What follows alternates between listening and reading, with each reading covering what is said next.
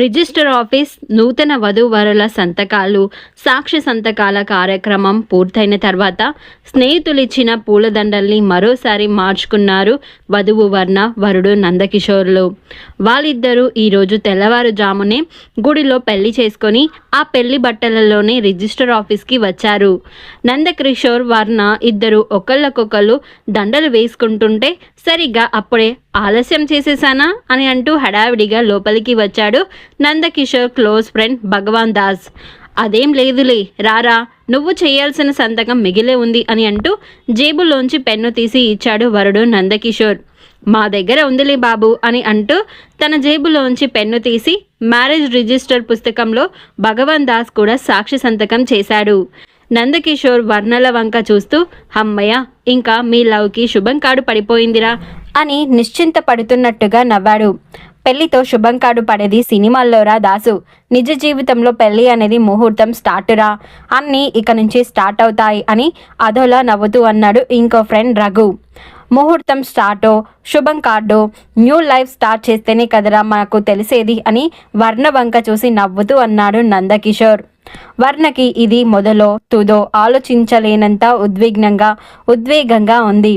Marriage రిజిస్ట్రేషన్కి సంబంధించిన formalities అన్నీ పూర్తి చేసుకొని మధ్యాహ్నం 12 గంటలకి రిజిస్టర్ ఆఫీస్లో నుంచి బయటపడ్డారు అందరూ. తమ పెళ్లికి వచ్చినందుకు అందరికీ మరీ థ్యాంక్స్ చెప్పి బైక్ని స్టాండులో నుంచి బయటకు తీశాడు నందకిషోర్. పూలదండలు, మ్యారేజ్ రిజిస్ట్రేషన్ పేపర్లు అన్ని బ్యాగ్లో పెట్టి ఆ బ్యాగ్ని నందకిషోర్ బైక్కి తగిలించింది వర్ణ. ఆమెకి ఇదంతా ఇంకా నమ్మశక్యంగా కావడం లేదు. ఏ రోజు తల్లిదండ్రులని అది కావాలి ఇది కావాలి అని పేచీ పెట్టని తాను పెళ్లి విషయంలో మాత్రం గట్టిగా పట్టుబట్టి వాళ్ళిద్దరూ లేకుండానే ఇలా పెళ్లి చేసుకోవడం ఆమెకి ఎంతో ఆశ్చర్యంగా అనిపిస్తుంది. చుట్టూ ఫ్రెండ్స్ అందరూ ఉన్నారు, కానీ ఉండాల్సిన తమ ఇద్దరి తల్లిదండ్రులు పెళ్లిలో లేరన్న బాధని పైకి కనబరచకపోయినా వర్ణ నందకిషోర్ల మనసుల్లో మాత్రం అది తీరని లోటుగా అనిపిస్తూనే ఉంది. దాంతో చేస్తున్న ఏ పని పూర్తి ఇష్టంతో చేయలేకపోతున్నారు వాళ్ళిద్దరూ. ఫ్రెండ్స్కి బాయ్ చెప్పి బైక్ స్టార్ట్ చేశాడు నందకిషోర్. అందరికీ కళ్ళతోనే కృతజ్ఞతలు చెప్పి బైక్ మీద కూర్చుంది వర్ణ. మరుక్షణమే బైక్ని డ్రై అంటూ ముందుకు దూకించాడు అతను. కొంత దూరం వెళ్ళిన తర్వాత బైక్ స్లో చేస్తూ, వర్ణ, ముందు మీ ఇంటికి వెళదామా అని కొంచెం అనుమానంగానే అడిగాడు నందకిషోర్. ఆమెకు తల్లిదండ్రుల మాటలు గుర్తొచ్చాయి. పెళ్లి గురించి ఇంట్లో జరిగిన రచ్చ అంతా గుర్తొచ్చింది. అంతే, ఏ మాత్రం ఆలోచించకుండా, వద్దు నందు, తర్వాత వస్తామని డాడీతో ఆల్రెడీ చెప్పాలే, పర్లేదు మీ ఇంటికి పోని అని వెంటనే చెప్పింది వర్ణ. ఆమె భావాన్ని అర్థం చేసుకున్నవాడిలా, ఆంటీ అంకుల్తో నేను మాట్లాడతాలే అన్నాడు నందకిషోర్. ఎందుకు నందు, ఈరోజు పెళ్లి చేసుకుంటామని వాళ్ళకి ముందే చెప్పాం కదా, ఫ్యూచర్లో ఎవరితోనూ మాట పడకూడదని వాళ్ళ గురించి మాత్రమే ఆలోచించుకుంటున్నారు వాళ్ళు అని అంటే కోపంగా ఇంకా ఏదో అనబోయింది వర్ణ పెళ్లికి దగ్గరైతే ఉండమన్నారు, కానీ ఒప్పుకున్నారు కదా అని అంటూ నచ్చజెప్పబోయాడు నందకిషోర్. నందు, ఇప్పుడు వాళ్ళు ఇంట్లో ఉండరు, రేపు సండే లంచ్కి వస్తామని డాడీకి ఫోన్ చేసి చెప్తాలే, ప్రజెంట్ మాత్రం మీ ఇంటికి వెళదాం పదా అని మొండిగా అందామే. మా ఇంటికా? అమ్మ అయితే ఓకే, నాన్న గురించి నీకు చెప్పానుగా అని ఆపేశాడతడు. 2 సెకండ్ల మౌనం తర్వాత, సర్లే అయితే ఇంకేం చేస్తా, మీ ఇంటికి వద్దు మా ఇంటికి వద్దు, మన ఇంటికి పద అని నిదానంగా అందామే. వర్ణని పెళ్లి చేసుకుంటానని చెప్పగానే నందకిషోర్ వాళ్ళ నాన్న తులసిరామ్ లావాని వెళ్ళగక్కే అగ్నిపర్వతమే అయ్యారు. ఆయన తన మిత్రుడికి మాట ఇచ్చానని, అతని కూతుర్ని పెళ్లి చేసుకోవాలని నందకిషోర్పై చాలా ఒత్తిడి తెచ్చాడు. కానీ తాను వర్ణని మనస్ఫూర్తిగా ఇష్టపడ్డానని, ఆమెని తప్ప మరెవరిని పెళ్లి చేసుకోనని కరాఖండిగా చెప్పేశాడు నందకిషోర్. నా మాట వింటేనే నా ఇంట్లో ఉండు, లేకపోతే బయటికి పో అని అన్నారు తులసిరామ్ గారు. దాంతో నందకిషోర్ అతను పనిచేసే కాలేజ్కి దగ్గరలోనే ఇల్లు అద్దెకు తీసుకున్నారు. వర్ణతో కలిసి ఇప్పుడు ఆ ఇంటికి వచ్చిన వెంటనే తల్లికి ఫోన్ చేశాడు. ఎలా ఉన్నావురా నందు, పెళ్ళి బాగా జరిగిందా అని ఫోన్ ఎత్తిన వెంటనే ఆతృతగా అడిగింది శ్యామల. తల్లి మాటల్లో పొంగి పొర్లుతున్న ప్రేమకి నందకిషోర్ కళ్ళల్లో పల్చటి నీటి తడి మెరిసింది. అతన్ని చూసి దగ్గరికి వచ్చి అతని భుజం మీద తలవాల్చి కూర్చుంది వర్ణ. బాగానే జరిగిందమ్మా, నువ్వు నాన్న లేకుండా పెళ్లి చేసుకోవడమే మా ఇద్దరికి ఏదోలా ఉంది అని దిగులు నిండిన గొంతుతో చెప్పాడు నందకిషోర్. బాధపడకురా, నాన్న పట్టింపు అంతే, నీకు తెలిసిందేగా, మీరు బాగుంటే చాలు. పెళ్ళికి వర్ణ అమ్మ నాన్న వచ్చారా అని ధైర్యం చెబుతూ అడిగింది శ్యామల. ఓహో రాలేదు, మీరు లేకుండా వాళ్ళు మాత్రమే మా పెళ్లిలో ఉంటే వాళ్ళ మీదకి లేనిపోని మాటలు వస్తాయని రాలేము అని మాతో ముందే చెప్పారమ్మా అని నిదానంగా చెప్పాడు నందకిషోర్. అదేంట్రా నందు, అయితే వాళ్ళు కూడా మీ పెళ్లిలో లేరా? మీ ఇద్దరికి అమ్మా నాన్నలం ఉన్నాం కూడా ఎవరూ లేనట్టు పెళ్లి చేసుకున్నారా అని బాధతో ఒక్క క్షణం ఏమీ మాట్లాడలేకపోయిందావిడ.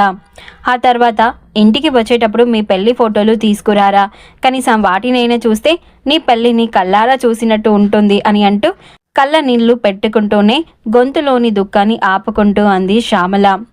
తల్లి గొంతుల్లో వచ్చిన మార్పుని వినగానే ఆమె ఏడుస్తుందని అర్థమైంది నందకిషోర్కి. అతనికి దుఃఖం పొంగుకొస్తుంటే ఇంకో 4 రోజులు ఆగి ఉండాల్సిందేమోనమ్మా, నేనే పెళ్లికి తొందరపడ్డాను అని పశ్చాత్తాప పడుతూ అన్నాడు.